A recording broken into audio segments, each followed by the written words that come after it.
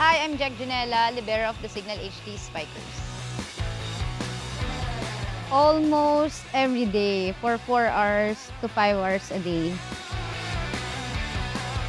My favorite workout routine is probably agility and cardio.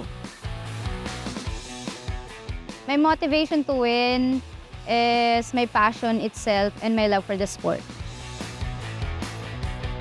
Siguro yung agility and speed ko.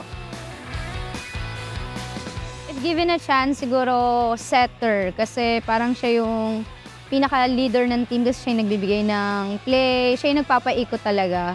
And lahat talaga ng second ball, most likely sa kanya pupunta, 90%. And wala lang, na-amaze lang ako sa mga setters kasi sila yung parang utak talaga ng gameplays. Comfort. Comfort over style talaga. Number 1 talaga yung comfort kasi mahilig ako gumalaw.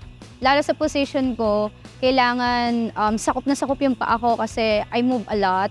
Tapos yung agile nga, so kailangan talagang protected yung paa ko, every movement.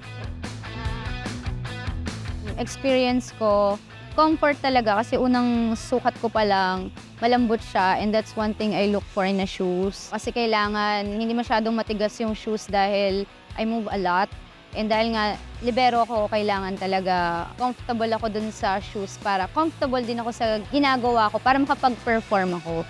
This is Jack Junella. See you this PVL season. Believe we can.